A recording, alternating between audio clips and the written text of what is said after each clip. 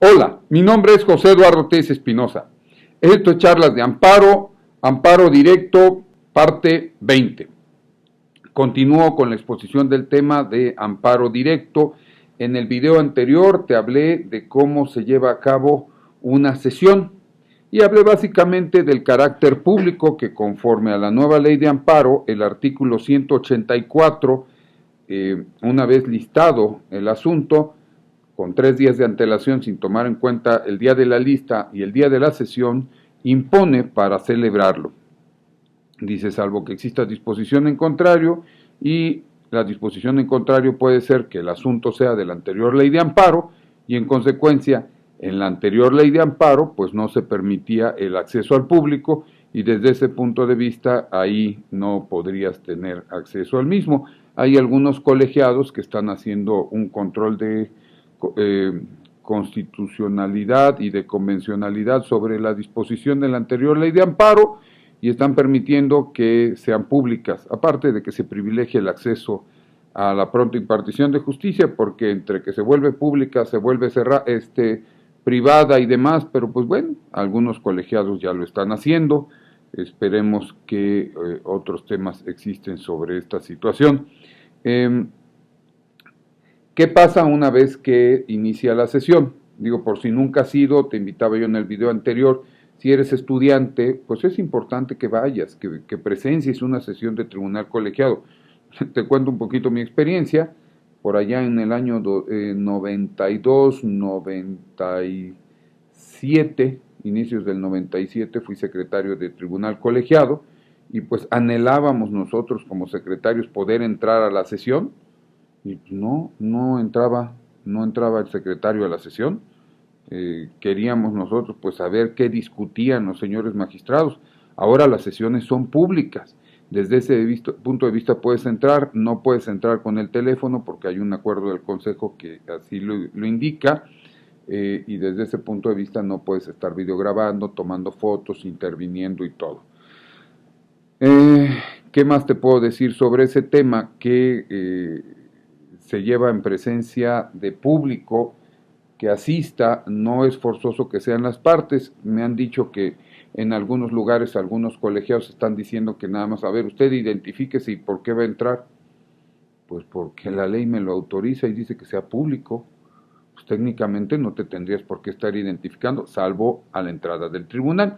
Ahí sí, por razones de seguridad, te identificas. A ver, soy José Eduardo Tez Espinosa, aquí está mi credencial, con mi INE, por ejemplo, aquí está mi INE, y conforme a este voy a ingresar al edificio del Poder Judicial de la Federación. Eso sí te pueden hacer, sí te pueden pedir que portes un gafete pues, para saber quién está. Sí te deben de exigir, ahí sí no pedir, te deben de exigir, no puedes entrar con armas de fuego, no puedes entrar con mercancía. También hay reglamentación de actividades administrativas por el Consejo de la Judicatura Federal. Pueden entrar boleros, pueden entrar expendedores de libros jurídicos.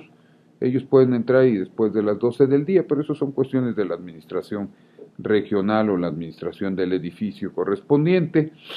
Pero una vez que pases ese filtro de seguridad y tú llegues a un tribunal colegiado, válidamente tú puedes entrar.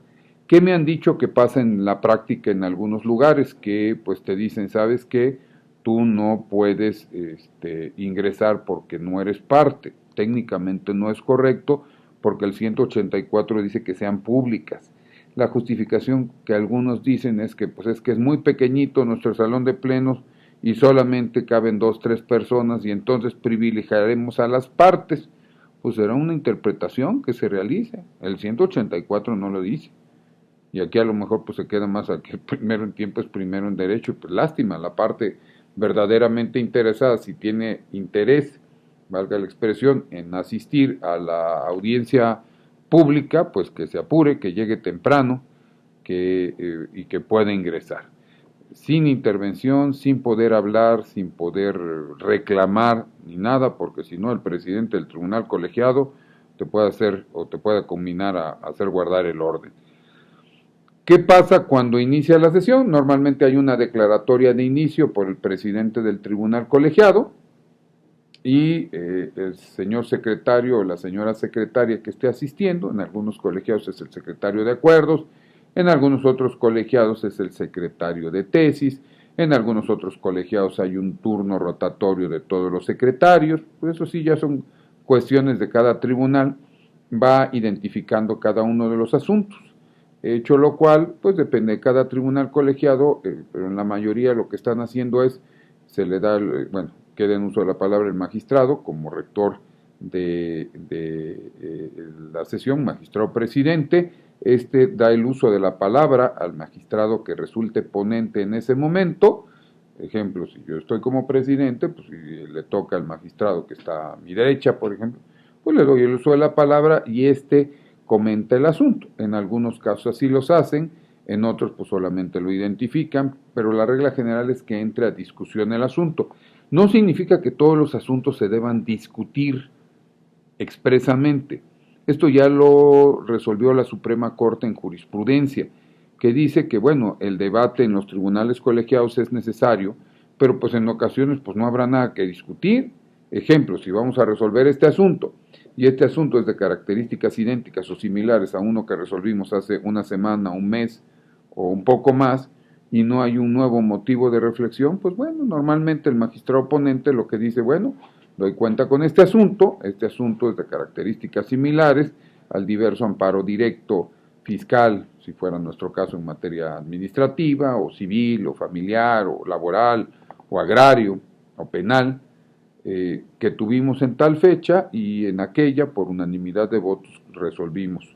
En tal sentido, de igual forma en esto, hago el análisis de los conceptos de violación y propongo que se ampare, o propongo que se niegue, o propongo que se sobresea. Ejemplo, ya hubo un asunto presentado por algún sujeto agrario individual hace 3 meses en donde llegamos a la determinación que la demanda de amparo presentada fuera del plazo de 15 días o de hasta 15 días pues es extemporánea. ¿Por qué? Porque la nueva ley de amparo, artículos 17 y 18, no brinda ya esa posibilidad defensiva a los sujetos agrarios individuales que antes era de 30 días, ahora solamente es de 15. Quizá en la primera ocasión debatimos, discutimos, llegamos a la determinación de si era correcto o no, pero en esta nueva ocasión que otro diverso sujeto agrario individual, agradezco, gracias, un diverso sujeto agrario individual llega a la misma situación, pues pasa a la misma consecuencia. Tendrá que hacerse referencia a que pues hay un precedente si se considera necesario y el magistrado presidente en ocasiones pues en este asunto podrá someterlo, si no hay discusión, someterlo a votación económica. Los magistrados incluso pueden alzar nada más la mano como símbolo de aquiescencia, dígase de aceptación al contenido del asunto, y con eso está votado. Tú a lo mejor dices, oiga, no lo debatieron, no lo discutieron. Pues no teníamos nada que debatir. Ya resolvimos algún asunto de características similares y si bien es cierto todos los asuntos son muy importantes, sin embargo es muy importante también privilegiar el pronto acceso a la justicia. Te aseguro que todos y cada uno de los asuntos se ven con el mayor cuidado posible, con el grado de complejidad que sean, pero se ven con el mayor cuidado posible y pues por 3 señores magistrados. Entonces ya cuando se resuelve, pues a lo mejor no te gusta. Como suelo decirle a los alumnos, a lo mejor ahí lo que tienes que pensar es si tú como litigante estás haciendo las cosas bien, sobre todo cuando hay estos asuntos en donde se declara la inoperancia del concepto de violación porque no controvertiste adecuadamente lo que son las consideraciones de la autoridad responsable. Es así, grosso modo, como pudiera pasar un precedente. ¿Cómo se van resolviendo los asuntos? Pues conforme va el orden de la lista, salvo casos de excepción a juicio del órgano jurisdiccional. Cuando tú presentas una lista como magistrado, pues empiezas, pues dependiendo de cada tribunal, algunos los clasifican por directos, revisiones, quejas, inconformidades y demás, o por secretario y demás, puede seguirse ese orden para ir resolviendo los asuntos. Entonces tú sí sabes, si vas a tener un asunto, vas a la lista y dices, ay, pues va en número 11, pues seguramente tocará al final de la ponencia de ese magistrado. Por cierto, de eso también depende de orden de cada magistrado, cómo ingresa o inicia la sesión. Algunos colegiados lo que hacen es, van teniendo un orden rotativo de magistrados. A lo mejor en la primera sesión del año inicia el presidente, luego la ponencia 2, la ponencia 3, suponiendo que el presidente fuera ponencia 1. Para el siguiente año, en donde este magistrado ya no es presidente, a lo mejor ahora empieza el presidente, que es el de la ponencia 2, y será ponencia 2, ponencia 3, magistrado. Algunos lo hacen así, privilegiando siempre al presidente. Algunos otros, ¿qué hacen? Dicen, ¿sabes qué? Esta semana empieza ponencia 1, ponencia 2, ponencia 3.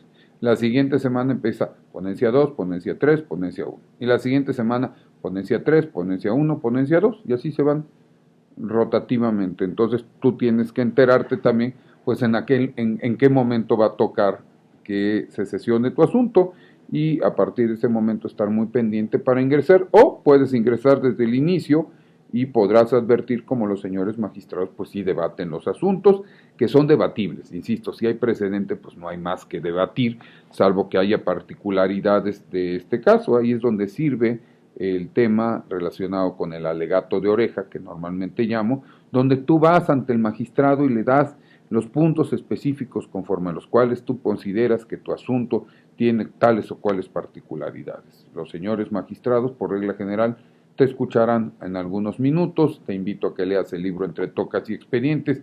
Ahí te digo, desde mi punto de vista, cuál es la manera correcta de acercarte a un magistrado federal, a un juez de distrito, sin olvidar que son servidores públicos.